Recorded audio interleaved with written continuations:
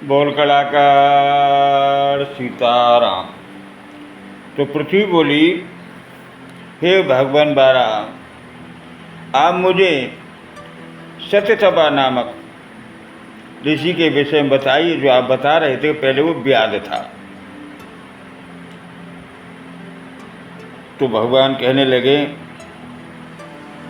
हाँ वो व्याध था और एक बाघ के द्वारा आरुणि ऋषि के प्राणों की रक्षा उसने की और आरुणि ने उन्हें मंत्र दिया और जब से वो जाप करने लगा। पास में दुर्वासा ऋषि हिमालय पर्वत पर तपस्या कर रहे थे।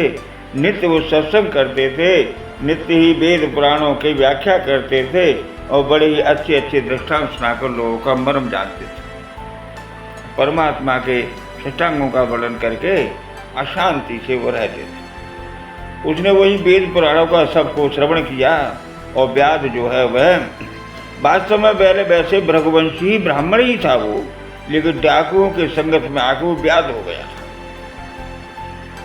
अब वो हिमालय में दुर्वासा ऋषि के प्रताप से वह धीरे धीरे भगवान की सेवा में और विनय में लीन हो गया।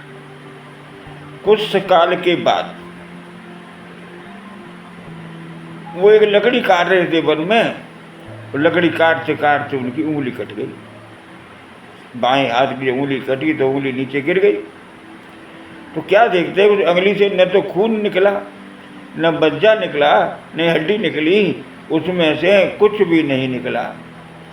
और सतपा ने वह उंगली उठाकर जहाँ से कटी थी वही रखी, वो उंगली जुड़ गई। ये दृश्य देख रहे थे उस वृक्ष पर बैठे हुए किन्नर दंपत्ति।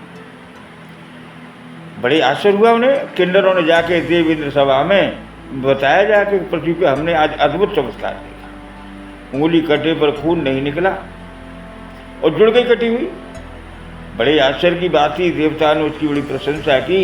इंद्र ने भगवान विष्णु से कहा कि परमात्मा चल के उस देवता का, उस व्यक्ति का दर्शन करना चाहिए। तो भगवान विष्णु 12 रूप धारण करके उस पृथ्वी पर आए और सत्यतपा के आश्रम के आसपास वो घूमने लगे और पीछे से धनुष बाण लिए व्याध बनकर इंद्र आ गए। इंद्र ने पूछा, हे महाराज, यहाँ पर आपने एक विशाल काय सुअर को देखा है? मेरा उसमें बाण लगा हुआ है, मैं उसे मारकर अपने बच्चों का जीवन पावन करूँगा।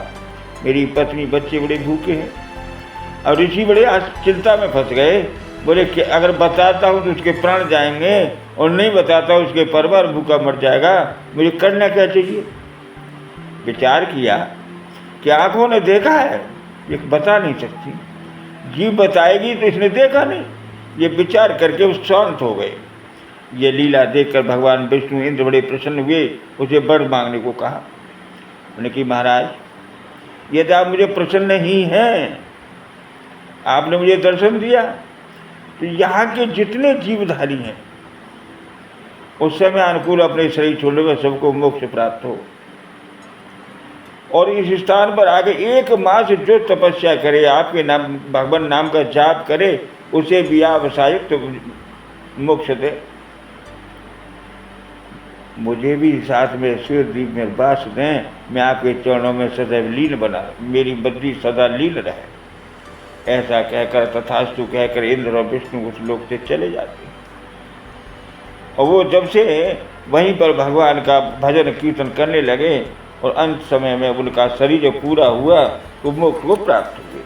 हे पृथ्वी, भगवान के प्रताप से व्याध जैसे क्रूर व्यक्ति भी शांत होकर उनकी लीलाओं का मनन करते हैं, तो हमें अपने उस क्रूरता को त्याग कर भगवान नाम में जाप करते हुए लीन रहकर उस परलोक को सुधा लेना चाहिए। बोल कलाकार सीताराम।